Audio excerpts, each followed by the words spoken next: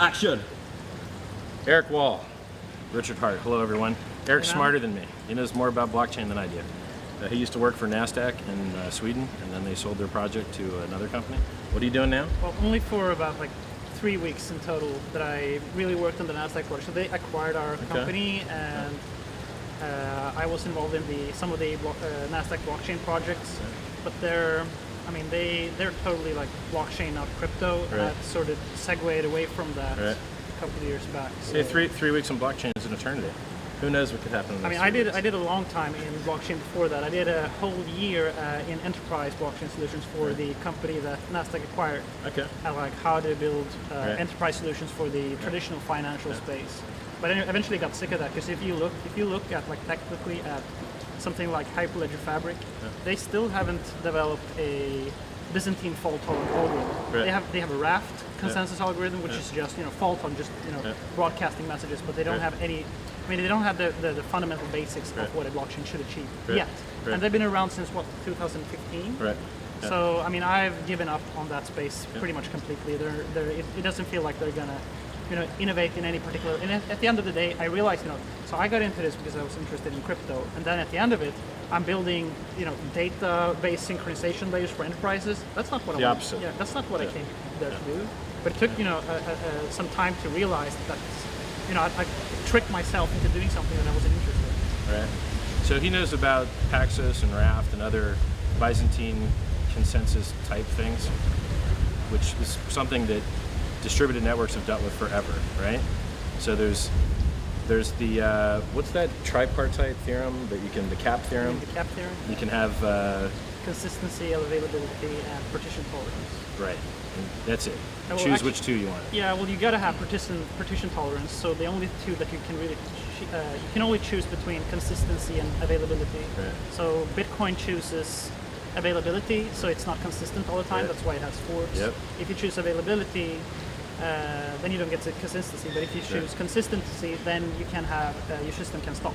Right. So that's, then you can have people not signing, signing blocks or producing blocks, and it's the liveness property right. It stops. So I think, since all of that stuff is useless to you guys because you're not designing consensus networks, we're just going to stop talking to you about that stuff because you don't understand any of that. So we're going to talk to you something easier. I made a token called HEX. He is an expert at shit-talking tokens. So he has shit-talked the living hell out of IOTA. He shit-talked Hedera Hashgraph extremely well. Is there any other coins that you've shit-talked very well? So you mentioned IOTA and Hashgraph. I think I've given Neo a lot of shit, and Chainlink. All right. And what else? What else do I don't like? There's a whole bunch of them. I mean, you can. Do you like Bitcoin? Yeah, I love Bitcoin. Okay. All right. So let's fuck up HEX. Let's fuck it up. All right, and I actually don't know that much about HEX. Well, I would say I basically don't know anything about. I'm the HEX. right guy to tell you. I only know that Richard Hart is forking Bitcoin. Well, then you don't know much. That's all I know. So, all right. Well, I'll square it up for you. Yeah. Well, let me. Sure. Don't do your marketing. Yep. I want to dig ready. into this. Okay. So in the first place, are you using proof of work? Yes. Okay. So how much hash rate do you think you're going to have on that chain? All of Ethereum's. All it's an ERC20 token. Okay. But Ethereum's hash rate is not SHA-256. Correct. It's better. Okay. Mining on Ethereum is. So you're gonna have the same hashing algorithm as Ethereum. We are an ERC20 token on Ethereum. But then you're not forking. Okay, are you? That's forking, right. You're not are forking. Are you forking the Bitcoin UTXO? We're forking set? the UTXO set, but even that is an edited fork. We're removing Mt. Gox. Isn't that going to cost a shit ton of money to get the transaction? It would, except we're so smart that we figured out how to do it without the fees. So we use a pull system. So what he's explaining is a pull system. Yeah. So if there was a token on Ethereum, an ERC20 token that wanted to shove its tokens on top of everyone else, and they spammed up the network, forcing their tokens on everyone, and made the transactions very expensive for everyone else, which is a very, very stupid way to do it. So what we do is we take the Bitcoin UTXO set, which is basically just all the balances in the Bitcoin network, and we make a Merkle tree. Yeah, I was going to and ask make a you to top Merkleize hash. that. Yeah. And then they just claim against the top hash. Okay, and then they got to prove the Merkle path and see that Exactly. my transactions belong Yep. in the Merkle tree. And so but that's, how do you? But Bitcoin doesn't have a Merkleized state root though. I mean, the Bitcoin has Merkle trees, a bunch of them in each block, but it's not like Ethereum. You have the whole state. I mean, you have all the balances, and you have one Merkle root that represents all of that. In Bitcoin, you only have one Merkle root per block, which only shows which transactions was in that block, but you don't have actually a Merkle root that proves each individual balance. well, So how do you? it's easy to generate a Merkle. Once you take the snapshot, Yeah, you just but how do generate you your own trust? Merkle tree. How can I trust that? We publish the same tool to you that we use to generate it. Okay, so somebody's got to validate the entire Bitcoin network using a full node first, and then they know that the state or the state Merkle root was correct. Right. So what we do to prove. So there was another project called Bitcoin Private that gave away tokens if you had a Bitcoin balance. I know, and I had those because I think it was you that tipped me off, and I bought a bunch, and then they merged. Yeah, no, I bought some Zcash Classic. Right. Yeah. Or whatever it was called. The one The merge fork. Yeah. So I got some of those, and that's why I got the Bitcoin private ones. Yeah. And that was I think I made, Yeah. at one point I had one Zcash that I sold for Zcash Classic. Yeah. So I had like 120 of them. Right. So that became 120 BTCP. Right. Which was like 2.5 Bitcoin at one point. Right. So that was an insane. Congrats. I didn't sell at the exact right moment. It went down very quickly. Yeah, I waited too long, and I got like So you 25% may, or something like that. You might know this, but there was a scam in that project where someone just inserted their own UTXOs and no one verified it, and you just got a bunch of free money. Yeah, Rhett. Well, got a bunch of free money. Rhett got a bunch of the. Well, it has to be Rhett. He got a bunch of transactions in the shielded pool, in the shielded Zcash pool that nobody saw.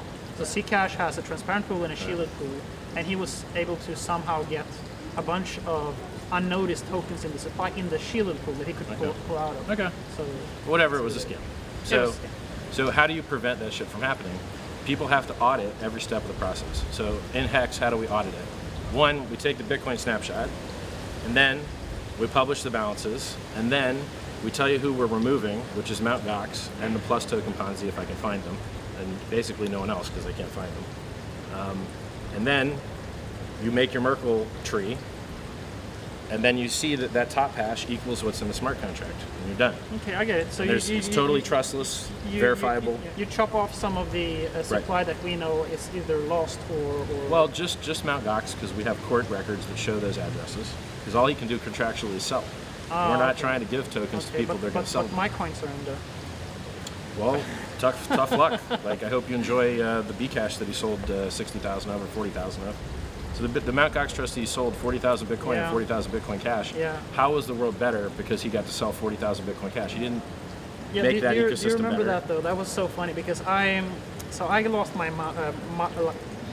nearly like all of my Bitcoins in the Mt. Gox collapse in 2014. Right. And then after that, I was a trader. I was trading, and I made my way back bit by bit by just trying to become an expert in cryptocurrency trading. Right. And it took me, 3 years to get back to that point in time where I'm at the same balance that I had before. Right. I was up quite a bit from my original Mt. Gox balance. Right. And I'm in a long position, stupidly like over leveraged in a long position because it was in 2017 or 2018. Right. These highly volatile times, so much money to be made. And Kobayashi, Dumps the it. trustee, dumps, and he's selling my own Bitcoin. Yeah. Yep. That's crashing and he's making me liquidate, BitMEX liquidation of my own. Yep. He's selling my own coins to give me back the money that he owes me, and in the process liquidates my position. How fucked up is that? Well, here's the worst part. All that money is actually going to go to Karpelès. Karpelès is going to get most of that money, and then people are going to have to sue him. People are going to have to sue him for it, or Vincennes, or CoinLab Vincennes with his stupid lawsuit. Yeah, that guy, the one that's been holding up the thing forever, right? Peter Vincennes, I think his name is. I spoke to Brock Pierce about this though, and he says that he has a legitimate claim on the Mt. Gox shares. Do you know That anything about fucking money is never going to get given out, dude. No one's ever going to see their GOX money. Well, I don't think that Karpelès is going to take it though. I mean, he said that he's not going to. But it's quite funny. So he fucked up in the most glorious way that you could possibly do, and then as a result of it, he became like one of the richest guys in the entire industry. On paper. Yeah. It's fucked up. Life is not fair. All right, but let's talk more about your HEX thing. Sure. Because, okay, so you're putting a pruned UTXO set on the Ethereum chain. Yep. And I know one thing about HEX. It's about generating interest. Right? Yes. So you stake your HEX. Yes. Why do you stake your HEX? If you believe that all of finance should become peer-to-peer and trustless, and that we should get rid of all these centralized, shitty, banks and banksters, well then open source software has to be developed to do that. And in Bitcoin and in all other cryptocurrencies, no one has replaced the time deposit, the certificate for deposit, what they call in the UK bonds. No one has replaced that. Nobody. You have master nodes, which you can unlock whenever you want and dump it. Wait. Time deposits. Yes. But when you make a time deposit, you actually give those funds to the bank. They become accessible to the bank. Right. If you stake something in HEX, who are you making it accessible to? Why should you have any right to earn interest on something that you don't loan out to? You could call it virtual lending, and that you're lending it to everyone that's not staked, because it holds the price of the not staked coins up. So in theory, everyone that isn't staked has an increased value. So in Bitcoin, that assumes that there's demand for the HEX. It does assume there's demand, yes. And why would there be demand for this stuff? Have you seen the CoinMarketCap top 100? Yes. Nothing has adoption, and yet everything is worth billions. So it turns out that in crypto, you do not need to have utility, you do not need to have demand, you need to have a good story and good marketing. And if you have trustlessness, that's fabulous. And your story is that a portion of the people who can have HEX will access their HEX, and they're going to stake them, and then they're going to increase their HEX supply. And they're going to buy more. They're going to buy more, and they're just trying to increase their number of HEXs. And then you're using Ethereum, which, if you saw my experiment, takes 25 days to sync a fucking node. No one cares. It doesn't matter if you have a full node.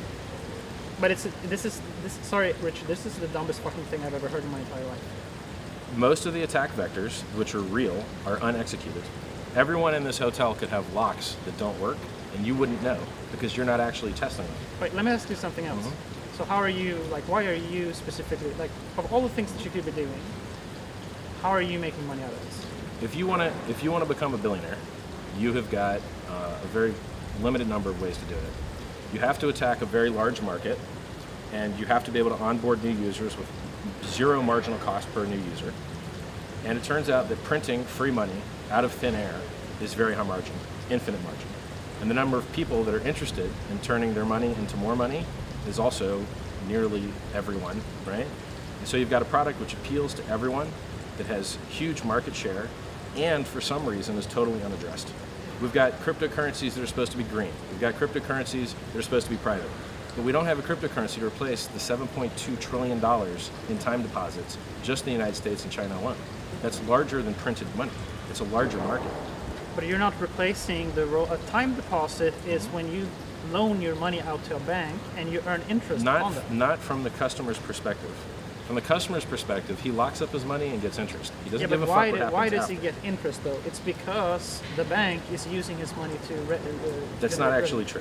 It seems like it should be true, but in reality, when you give your money to the bank, it is not an asset to them. It goes on their liabilities side of the spreadsheet. When you give your money to the bank, they only use that as an excuse to have a higher reserve that then they use to actually get the money they lend out from the government. Yeah, and then your money doesn't actually get lent out. Your money just acts as an excuse. It becomes a collateral portion that they can use to increase their... And that's important, because the real money is the money they're getting from the government. Your money doesn't actually get lent out. Your money just fucking sits there. No, but it's a liability. But when you deposit money with the bank, you increase their collateral base, which allows them to expand their balance sheet. Right, which allows... Yes. So you are when you are making a time deposit, you are providing the bank with more leverage, so to speak, in the financial system. Yes. And that's what you're getting paid for. And in HEX, you're doing the same thing. You're increasing the value of the unlocked coins by making it so that. So let's put it this way. I'm going to think about this. So and his appeal is that his brain wants to believe that in order for things to appreciate, there actually has to be some utility or usefulness. And if that is your belief system, you are not going to do well in crypto. the things in crypto that pump the hardest are the biggest, shittiest, stupidest fucking scams possible. The best ROI you ever made was on a 100% scam. That was totally fucked. Was it the FOMO 3D thing? No, the best ROI you ever made would have been on that Bitcoin private.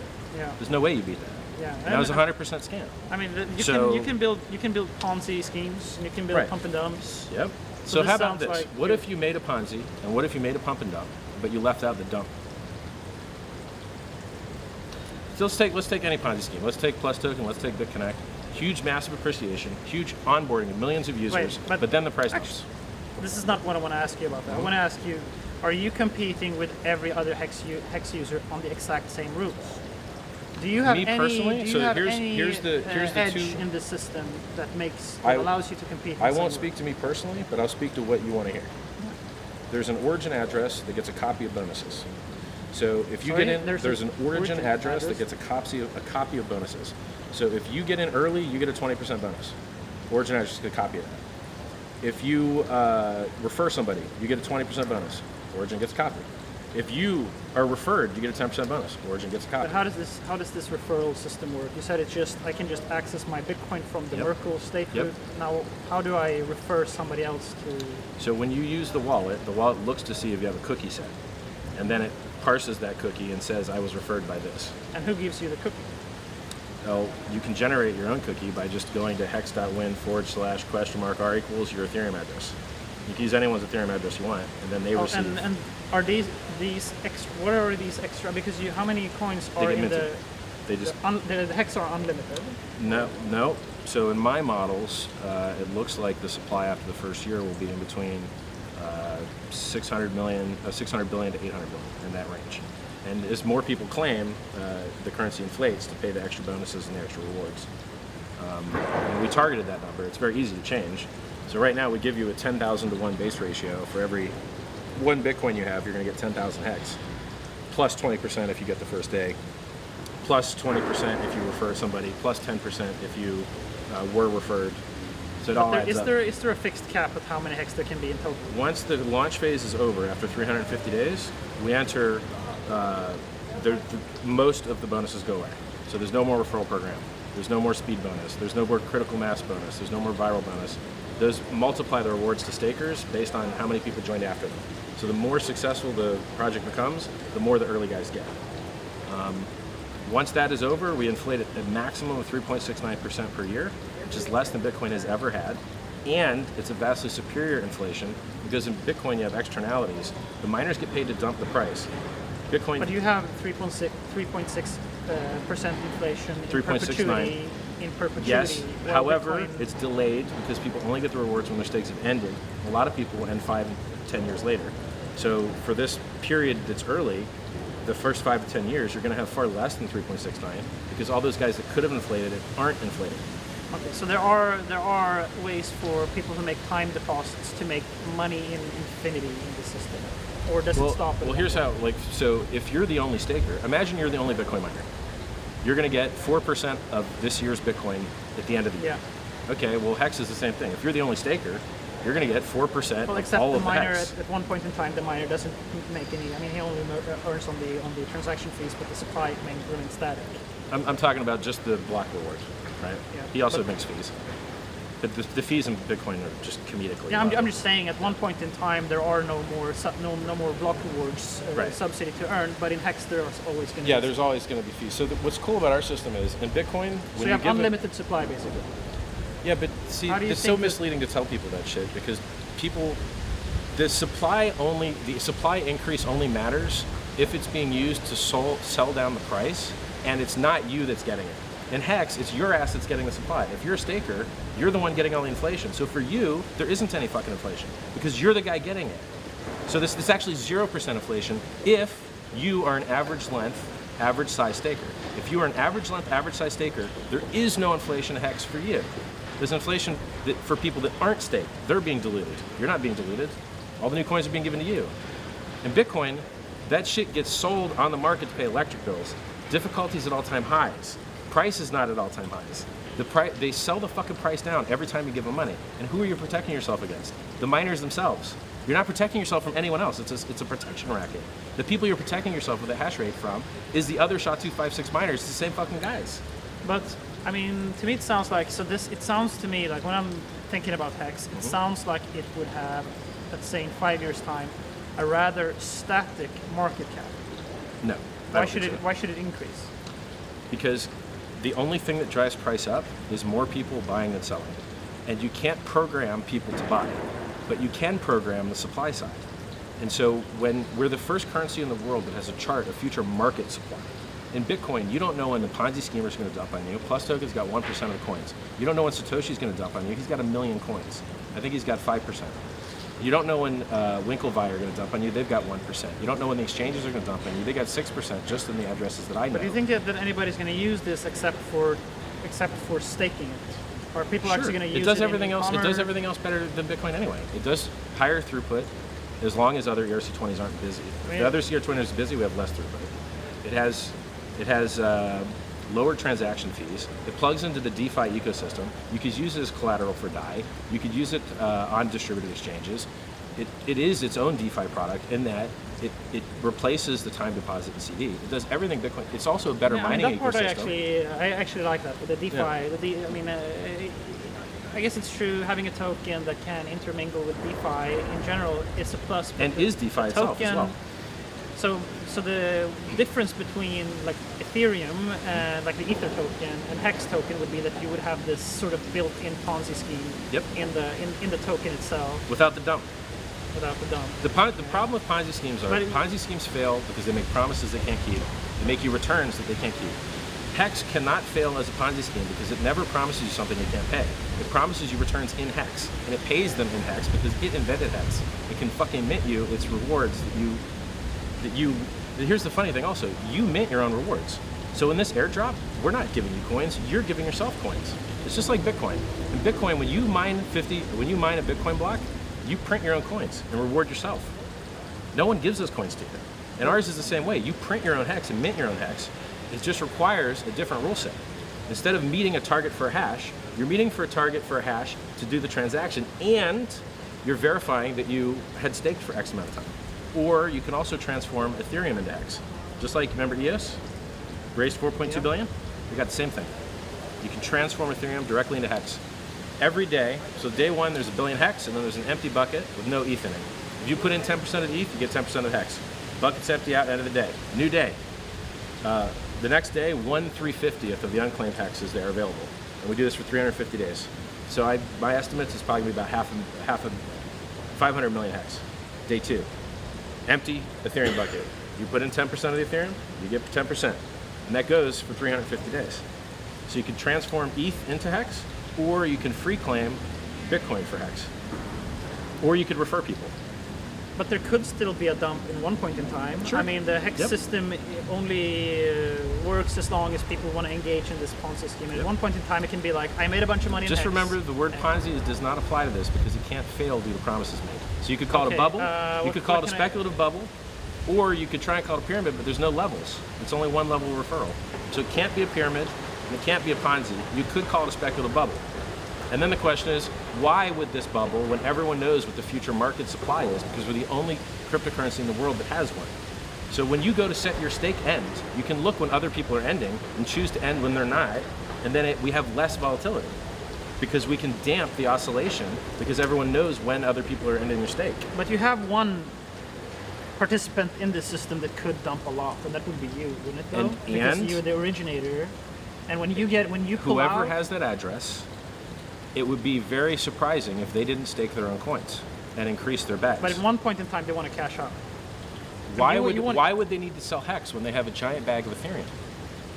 If they're already getting all this Ethereum, so here's your option. Wait, I think I missed that part. How are you accumulating a bunch of Ethereum? You keep saying me, but I'm not ever going to accept that premise. It's the origin address, right? And who is the origin address? How is it? I actually don't know because it hasn't been selected. What do you mean you don't know? It has to be selected. Maybe it's owned by a trust. Maybe it's owned by a company. Maybe it's owned by 10 people. Maybe it's owned by a really old priest in a third world country. I mean, when it starts, how do you get? I haven't decided. How do you?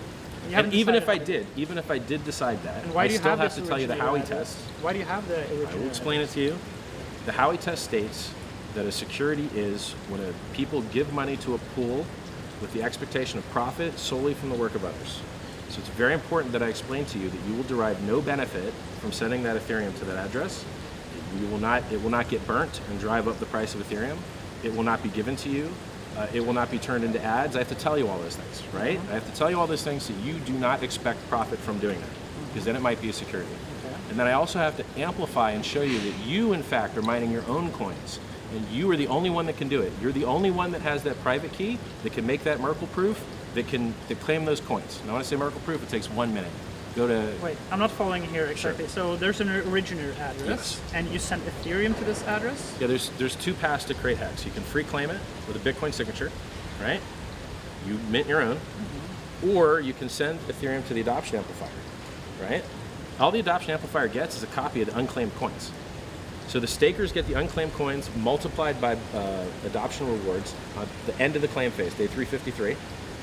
And a copy of those unclaimed coins is given to the adoption amplifier so that the whole world that doesn't already have Bitcoin can onboard it. So if you're an affiliate and you want to bring people into the ecosystem, if they didn't have Bitcoin at the snapshot, you're fucked. You can't make any money on it. Okay. But if you can bring on people that have access to Ethereum, you can onboard the whole planet that has access to Ethereum into the adoption amplifier, make your 20%, they get their 10% bonus, everyone's happy as hell, and we have no middlemen, right? We don't have an order book, we don't have an exit scam, we don't have a death wick, any of that bullshit, right? We don't have any of that exchange bullshit that happens when people try and onboard to a new currency, right? Like anytime a new exchange lists a currency, there's some huge stupid wick because people don't understand that order books have to fill up, and they just press market buy, and it fucks the chart forever. You're confusing me a little bit now. Sure. So here's what I understand so far. Yeah. There is an originator address. Yes. Is that an Ethereum address? Yes. And from the beginning, when the system launches, it gets a copy of bonuses. What is that address? Like what exactly, like which address is it? It's just an is Ethereum address that someone chooses, and whoever has the keys to it can use that money however they want. But I don't understand, like, what do you mean that someone chooses the address? Are you familiar with EOS? Yes, yes. Okay. Somebody, an address, a voluntary they took person could launch. So people sent money to the EOS contract, and then someone ran a function, and every time they ran that function, another address emptied the money, right? What? That's what happened in EOS. There's a contract. Yeah. And then they can empty the money out of the contract. Okay, so. So we have the same thing. You run the join lobby function, and it enters you into the adoption amplifier. You send your Ethereum, and then. No, I mean, the way that I understand Ethereum, how EOS works, was that. So the block one had a Ethereum address. Yes. Anybody could deposit to this address. It was a contract. It was a contract. Anybody could deposit Ether to this contract, and based on how much Ether they deposited, this would create a Genesis block on the. Anybody could create a Genesis block based on the status of that contract. Right? It didn't work that way. It didn't pay out money back. No, it didn't work that way. So the way that worked was, you sent your Ethereum to the EOS contract, which is our equivalent of joining the lobby, right? And then at the end of the day, it divided up by percent, same way ours does, right? And what it gave you was an ERC20 token called EOS. Right. Then eventually they took their ERC20 EOS token and said, hey, we're gonna have our mainnet launch. If you wanna turn your ERC20 EOS tokens into mainnet EOS tokens, do this conversion share. Yeah. But they kept all the Ethereum. I mean, so they sold 90%. They sold 90% of the EOS. Yeah, but for it was Ethereum. It went to the block one company, of course. That's how they funded the whole thing. Exactly. Yes, they are the ones that held that address. Do we need to restart? Yeah. So this every third legislation where if you're a video camera, you get taxed more. If you're a normal camera, you get taxed less. So you have to restart every 30 minutes on a. Okay. Yeah.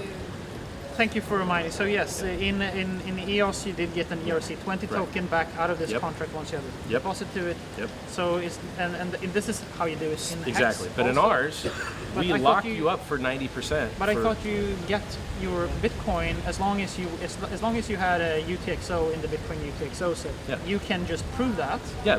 There are two different paths that mint. You can get them from either system. Okay, so you can send Ethereum and you can get HEX, and you can send and you can prove that you're a Bitcoin owner. Right. And that's what I was talking about, the 40%. What's the conversion rate though for the Ethereum versus the? So so you get your base rate if you free claim HEX. And remember, when you free claim, we lock you up for 350 days minimum. You can choose a longer length if you want more bonuses. If you lock 36, 41 days, about 10 years, you get 3x the shares. So you get a lot more shares if you stake longer. But you get your Ethereum back at the end of it? No, you don't get Ethereum. So they're unrelated. Staking is unrelated to the Ethereum thing. Okay. So if let's just talk free claiming. So you go to go.hex.win. That's where the claim tool will be. It's not public yet. If you want to see what it looks like, and it takes 1 minute to do all this, just go to youtube.com/hex crypto. There's one video there. It shows you how to claim, import your keys to Electrum if you need to. If you already use a good wallet that can sign, you don't have to move your keys. It already supports hardware wallets, Trezor, Ledger. You can leave your keys inside them. You never have to take your keys out. Totally secure. You can do it over Tor. You can claim one BTC address per an Ethereum address and be as totally anonymous as you want. You can send your Ethereum through tornado.cash if you want to, like, you know, mix it or whatever.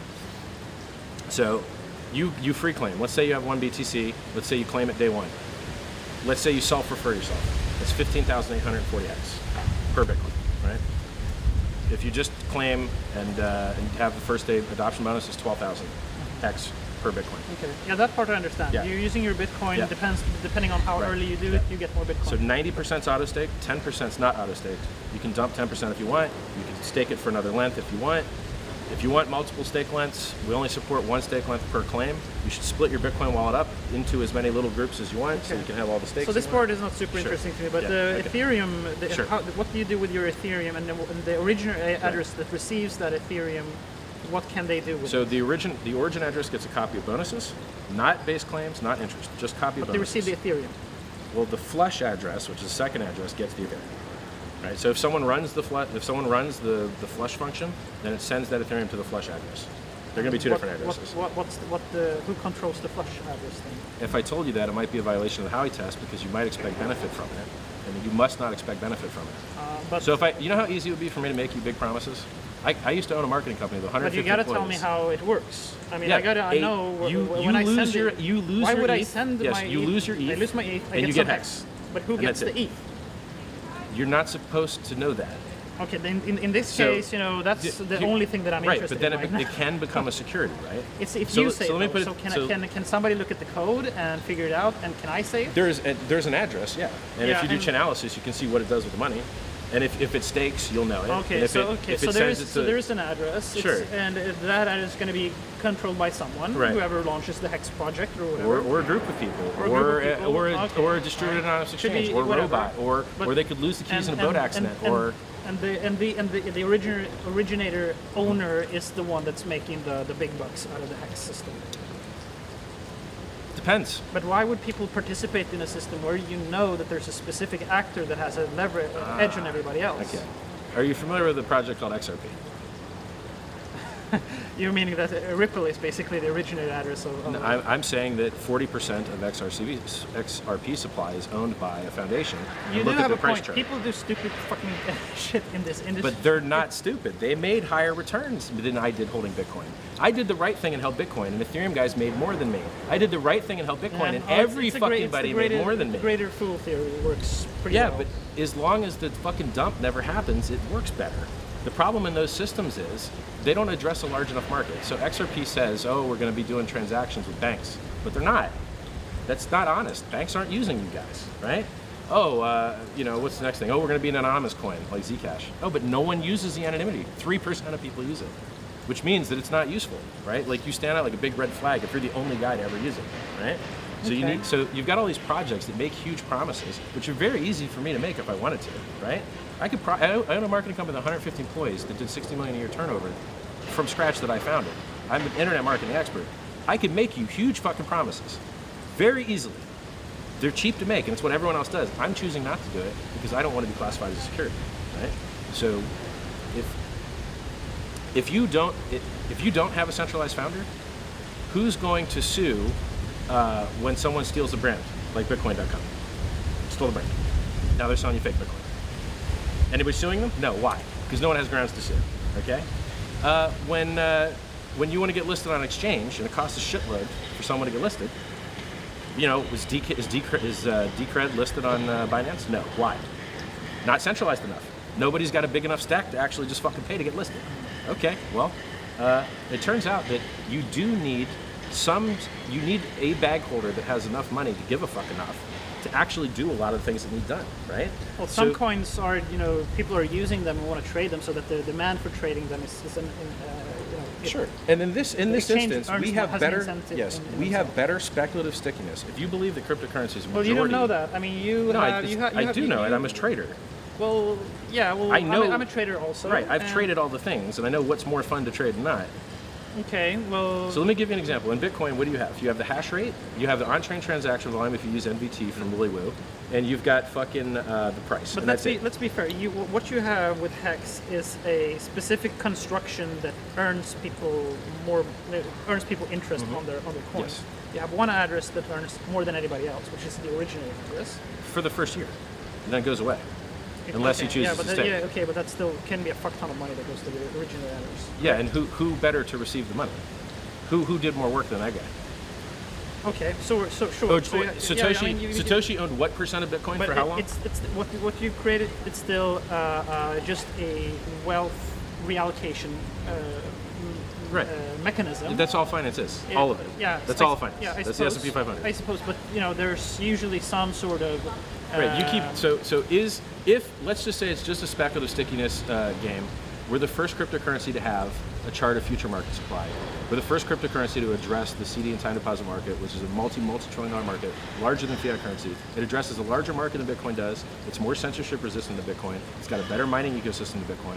It plugs into DeFi. It's fucking free. If you want free Bitcoin, you can't fucking get any. If you want free HEX, you can get them. You're not giving me a chance here because program. you speak faster than me and you got way more information. I'm not trying to gish gallop you, which is that technique, right? I will give you enough time to handle all of these things. I'm just trying to create basically a table of contents to make it easier for you. I wouldn't, I'm not necessarily challenging that you couldn't create a system where, you have a. So let's try this. Do you think we should replace most centralized parties with peer-to-peer open source replacements? Most of them. Okay. No, I don't think that you necessarily. I mean, there's the fundamental architecture that allows for permissionless innovation. Those we got to open up. Do you think that the time deposit or the CD is likely to be the third most popular product at a bank, behind savings account, checking account? I think it should be one of the most popular. Okay. Is any other cryptocurrency addressing that market? Well, Ethereum will be with when you're. It won't be. And Cosmos has it already with proof of stake. It won't. First, you don't get paid for staking longer, which is the basic premise of a CD, is that if you stake longer, you get paid more. It doesn't address that at all. Yes, you do. Second, the longer time you're staking, the more money you're earning. That's not how that works. You're getting a higher interest rate. Yeah, you want to get a higher. You're getting right. So what you just described is you get paid more if you do more work. Yes, but if you stake longer, you get paid more for the more work. Yeah, it compounds by itself. It's proportional to that. Right. You want to have something that gives you an edge based on on your lockup. Furthermore, if you just Google, so you want to be a CRISPR validator, by Vitalik, he'll tell you all the ways you can lose all your money. Oh, you lost internet connectivity, you lost your money. Oh, there was a flaw in your SSD that got hit by a cosmic ray, lost all your money. And you could go through all the ways that you could lose your ass as a CRISPR validator, and you actually do the math on how much you'll make as an Ethereum 2.0 staker. It's very likely you can lose money and not make money at all. Like that's how the math actually works out. And if you do make any money, it's very little money, and it's not without great risk.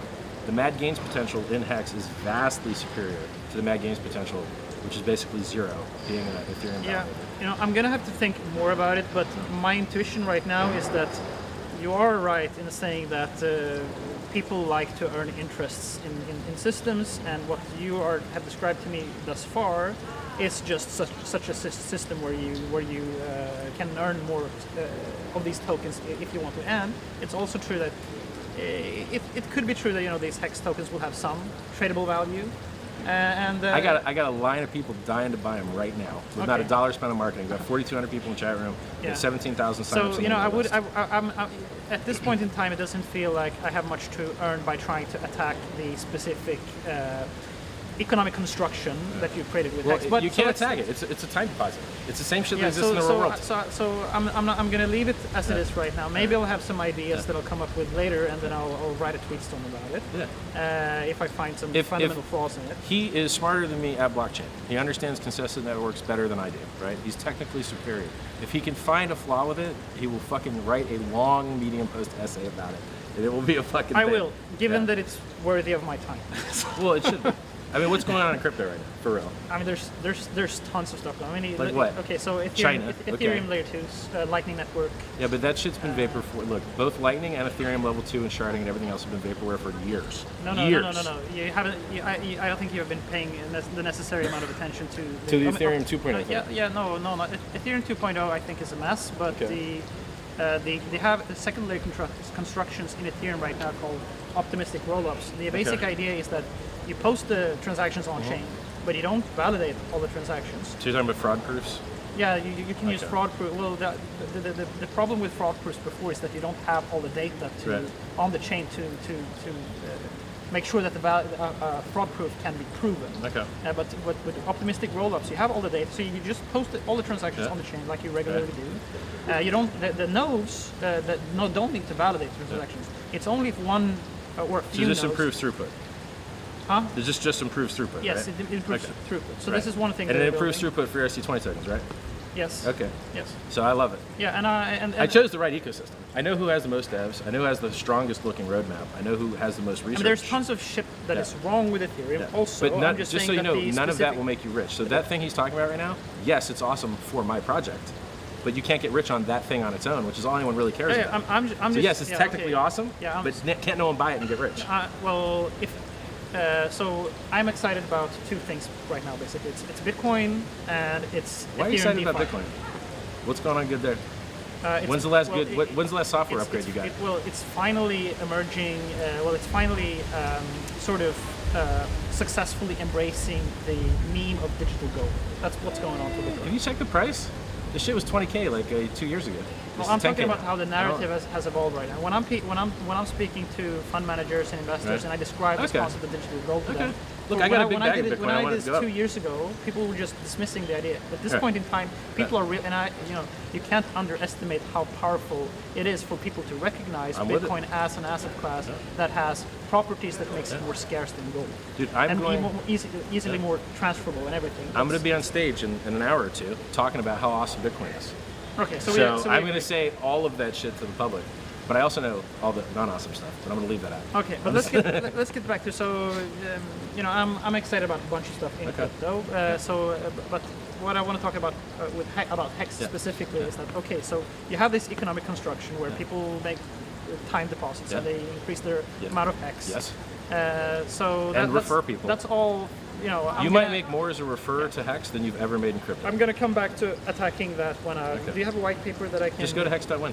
It's better than the white paper. All right, I was writing the white paper and I'm like, I got to put it on the site. And I was like, fuck it, I'll just do the site. So the site is the white paper. Okay, all right. I'll look into that, but I want to talk to you about some more broader things. So who's developing this thing? I actually keep the developer secret because I'm tired of them being messaged. So I've got a bunch of developers that have worked on the project on the homepage. And so if you go to the homepage, these are badass developers that have worked on it. But my more badass developers that are better than them, I keep hidden and don't tell you. And do you do any independent audits like Trail of Bits, QuantStamp? We used Trail of Bits didn't have availability and their price was really retardedly high. Yeah. It's like crazy. You're going to charge they're tied for top 2. So we chose Chain Security, who's as good as they are. So Chain Security invented their own auditing thing called VERX, which has already been published, reviewed. It's a new security tool. It's really cool. And they do absolutely fantastic work. They've secured multiple $1 billion of valuation. So we've got a full, complete audit. So they're in the Chain pipeline Security. to do. No, it's already complete. Oh, it's already so we've already finished. We didn't publish it yet because we're still trying to improve the language, right? So there's only 2 things an audit's good for. Actually finding bugs. That phase is over. We're done with that. And what's the other good thing an audit is good for? Making people feel good about the security.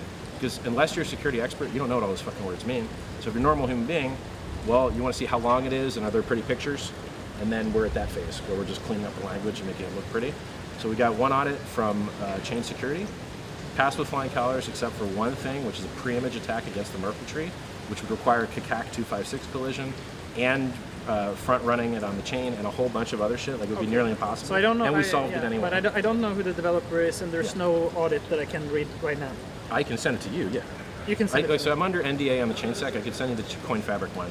So we got CoinFabric out of Argentina to do one, and we also got a mathematician to do an economics review that always proves longer pays better. You'll always get paid more with a longer stake than you will trying to cycle short stakes. So I invented a share price system where the share price can only go up, and it's mathematically equivalent to compounding interest for earlier guys. So when people hear, oh, the price can only go up, there's got to be something wrong with that. No, actually, it's just mathematically equivalent to compounding the early guys. So if you're in a share system, if I give more to the early guys, it makes the new guys less percent. Or I can just not give more to the early guys and give the new guys less percent by having a share price, and mathematically the numbers work the same, right? I guess, I mean, these components that you've described, I would assume that you could do some financial modeling on these. We did all that. We go to stakehex.com and actually test models, how many people claim, when they claim, how much you claim. Yeah, and so you have some assumptions in there that you. Right, you have to decide how fast are people going to claim, how many people referred, what's the rate at which they restake. So we've got model in C#. So if you're a developer, you can go to t.me/. And I can run the model and I can play around with the parameters. So you can download the C# software. You run on a program called LinkPad. I've got my own model in Excel that I could send you, but I don't want you to send it around. I've got stakehex.com is to Paul Hughes, smart guy, built it himself. He likes the referral income, you know. And then we've also got the Coin Fabric audit, which I could send you. And they had a mathematician, which I paid extra for just a math guy to get a math audit. So we've got 3 audits from 2 different companies, passed with flying colors. Here's the funny thing, right? My lead dev is so good that we had to audit the audits, and most of the stuff they thought they found, they didn't find. So they would say, oh, well, this. And you're like, nah, it doesn't work. And they're like, oh, that. You're like, nah, it doesn't work. And I think we spent more time explaining to them how what they found wasn't legit than they did actually finding shit, which pisses me off. It's about 60 grand to do it. So it's like, you pay 60 grand for some fucking audits. I'm not really happy to have my guy actually like that good. Because if you think about it, when your software is almost perfect, it's a boring fucking audit to publish. You're like, yeah, it looks good. People don't think you actually did the work, right? Like, if you just publish an audit that says it looks good. As a matter of fact, the code that we wrote to fix the Merkle tree attack with the pre-image is you can go to Wikipedia and look up a pre-image attack on a Merkle root, and they actually tell you how to solve it. We implemented a solution better than the recommended one, and we could actually patch it into the Opens Upland ecosystem, which is our ERC20 base code, but it's time consuming. And it would be good rep because it would be like, yeah, look, this isn't some fucking Ponzi scheme. We're doing real open source dev. This shit is actually a breakthrough. Here's how you solve pre-image attacks against Merkle trees, because the way you guys are generating Merkle trees in your system sucks. And then, patch upstream our solution for that. Okay, man. Well, I'll need to. You can read the code. Yeah, Just go to hex.win/. I'll need to take a look at the. I can add you the GitLab. I'll need to look at the audit's not. I mean, I would assume that you can build something and get an audit, get it to pass an audit. What's more interesting to me are the assumptions that you've used in your financial modeling. Yeah. But personally. So we copied real CDs, right? So in a real CD, if you stake longer, you get about 20% more interest every year. But still, no. We copied that. The thing that I would be intuitively, the thing that I would attack is the assumption that the market cap of HEX should grow. Because if you don't have a growing market cap, you have winners and losers in the system. The ones that are staking are earning money from the ones that are not staking. You need to beat. So eventually, everybody will be staking, and then they will be earning zero money because everybody that's using the system at all are stakers. So that's the same. So the only way to make money then is if you have increasing demand. But so how do you get increasing demand? I've already got increasing demand, and I don't even have a product yet. Yeah, but that's now. Right. I'm talking about 5 years from now. That's going to play out. This argument, I don't think that's true. Here's why. So you know that there's an economics theory that states that currencies are worth less as the velocity of money increases, yes? Yes. And we agree that that's actually true, right? We agree with the economists that that's true? Yeah, but I mean, there's tons of things that could have no velocity and still wouldn't have value. Here's the caveat.